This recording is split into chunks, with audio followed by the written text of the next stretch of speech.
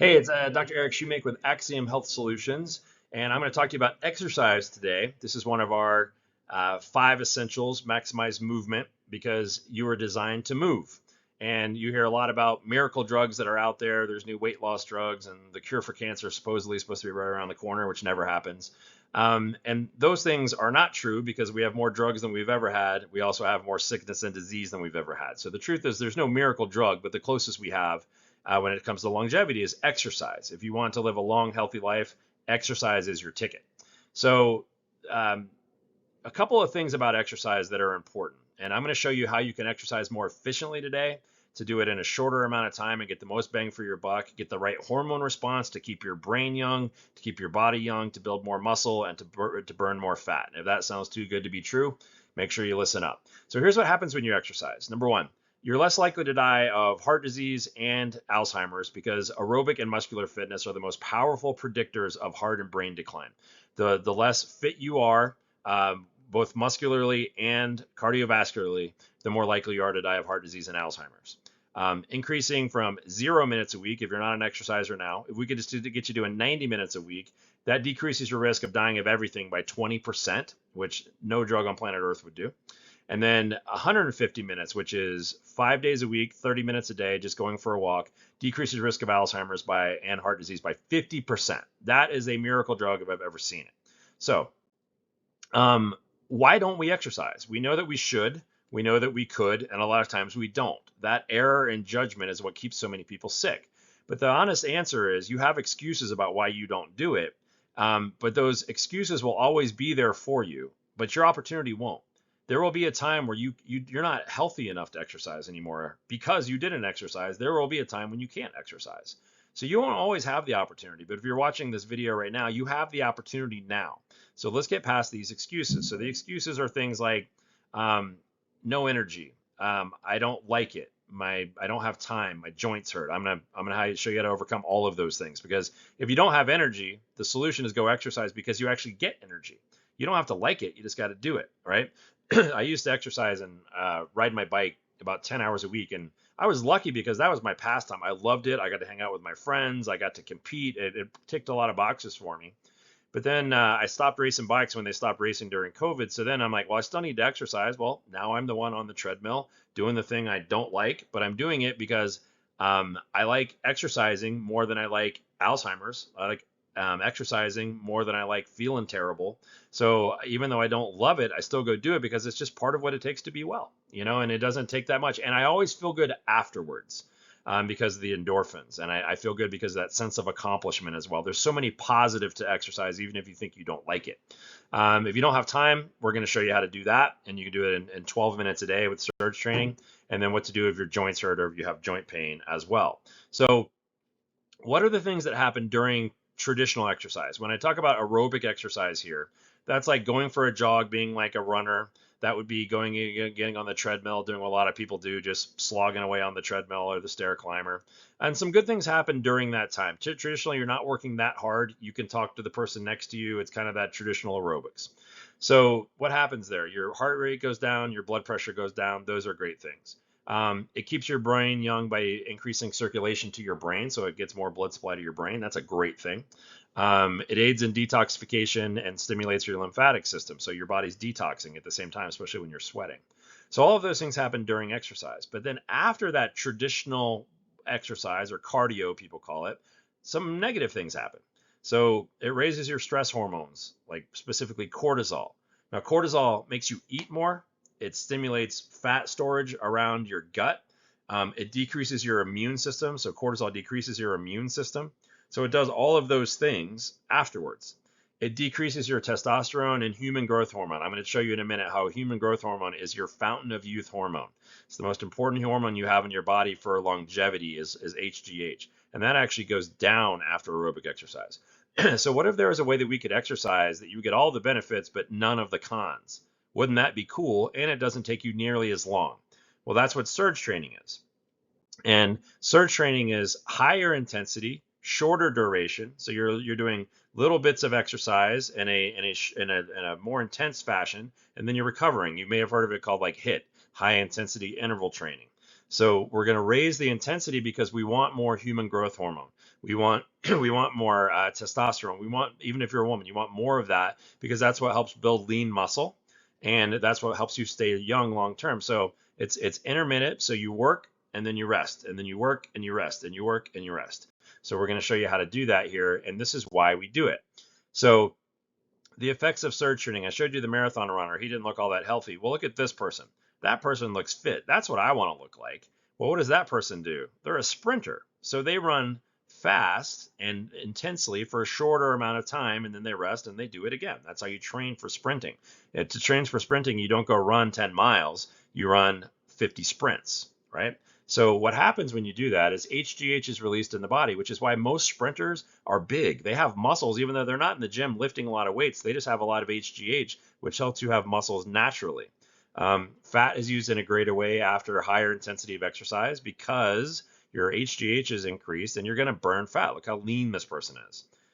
Your beta endorphin levels go up as well. So you feel better afterwards. That's the kind of runner's high that you get afterwards.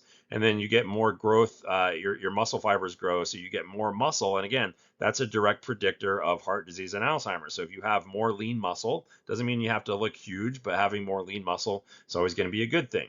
So what does surge training actually look like? So again, if you don't have time to do it, I love this slide. This is doctor talking to his patient who's not in shape. And he says, what fits into your busy schedule better? Exercising, not an hour a day, but 4 minutes a day. I'm going to show you 4 minutes, or being dead 24 hours a day.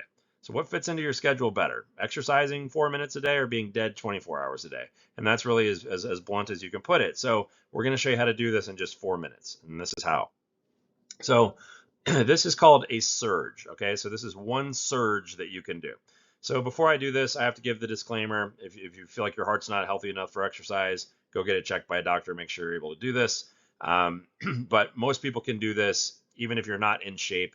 You just wouldn't be doing it as intensely as me. So in other words, if we're both on a spin bike, I'm probably in better shape than most people watching this video because I've cycled for 15 years. I'm going to put out more watts. I'm going to do more work in that amount of time. But our heart rates would be about the same. Our hard breathing would be about the same. You just wouldn't have to put out as many watts, but you can still have an intense exercise. So intensity is relative based on basically how in shape you are. So if you're really not in great shape right now and you haven't exercised much, it's not going to take you much to get this heart rate up. So what I want you to do is you're going to do 20 seconds on, right? And then 20 seconds off. So let's say I'm on the elliptical machine at the gym. I'm going to go 20 seconds, pretty much as hard as I can, to get my heart rate up into the training zone. And what the training zone looks like is kind of like out of breath like that. So you can't talk to the person next to you. You can't have a conversation. You're just getting your training zone up as much as you can. Let me grab a drink of water here real quick. Okay, so you're getting yourself up into that. When you do that, that higher intensity, that's going to release human growth hormone. That's going to start decreasing cortisol levels. All those things happen when you have a higher intensity of the exercise. So 20 seconds on, kind of as fast as you can go. And then after that, I go really slow for 20 seconds, like very slow to bring my heart rate back down. And then you see the next one here, 20 seconds on. I'm going to do that again, 20 seconds on, as fast as I can go, out of breath. And then I'm going to go 20 seconds off to bring my heart rate back down, my breathing back down. Now, I'm not going to go back completely to baseline. I'll still be breathing harder than I was at the beginning, but that 20 seconds gives you a chance to come back down. And then you're going to do it one more time, 20 seconds on and then 2 minutes off. That really allows you to come back down to baseline. So 20 seconds on, 20 off, 20 on, 20 off, 20 on, 2 minutes off. So if you look at the ons, that's 20 seconds of exercise, 20 seconds of exercise, 20 seconds of exercise. That's 1 minute per surge set. So if you repeat that 3 more times, if you do it 4 times, that's the 4 minutes of exercise that we're talking about. Okay, 4 minutes of exercise there. And you do that 3 times a week. So you do 4 sets of surge, and you do that 3 times a week.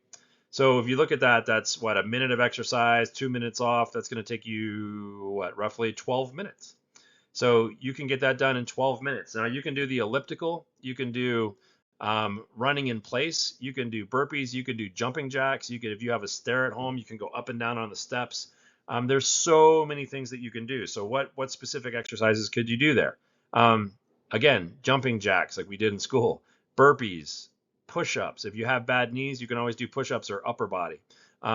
Stairs or stair climbing. If you have a step at home, you can just run up and down on your steps. or walk up and down as quick as you can on your step. One step up, one step down, one step up, one step down. You don't have to do a whole flight of stairs. Especially if you have bad balance, you can just be on, if your balance isn't great, this will help your balance. But you can also just stand there, right next to the rail and just go up and down on one step.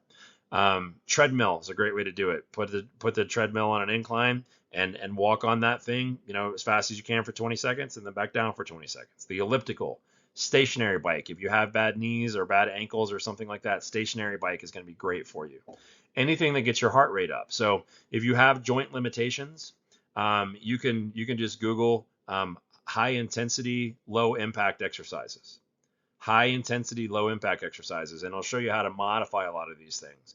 But like I had a really bad elbow injury, which was a few years ago now. So I broke my elbow into about 80 pieces, and I can't do certain exercises with my arm anymore. Okay, I can't do certain things there. So I have to modify those a little bit. So I can't do bench press anymore, but I can do flies, right? So you just got to figure out what you can do. So if you have bad knees, I would do the stationary bike would be great. Push up, something upper body would be great, or just a low impact version of those things. If you have a bad shoulder, you're probably not going to do push-ups, but you could do the treadmill, you could do the stairs, you could do the steps. So that is what surge training actually looks like, and you can do it. So again, if you just do 4 sets of surge training, which is 12 minutes a day, you do that 3 times a week, you're going to get all the benefits I talked about on slide 1. And then what I do the other days, you don't necessarily have to do anything the other days. That could be all the exercise you do for the week because you're getting it done in a smarter fashion. Because what happens after the exercise is still those hormones are still responding for up to 24 hours after the exercise. So even though you only did 12 minutes of exercise, you stimulated the right systems in your body to be pretty darn fit. And I proved that because when I first got back into cycling, I didn't have a long time to be riding. I only had about 3 or 4 hours a week instead of 12. Which is what most people do if you want to be competitive. It's like 12 hours on the bike. So I started doing high intensity interval training, and then I placed in 2 races. So I got second place in one race and third in one race from only training 4 hours a week, which normally it would take 12 hours a week. And the way I did it was exactly through this high intensity, short duration intervals. So that's the type of exercise I recommend for you. It's just a matter of getting out there and doing it because you can do it. And it's just overcoming your excuses and figuring out what your why is and having your eyes on the prize. So if you have questions, you can call the number below that's in the video here. You can reach out to us and we'd be happy to steer you in the right direction.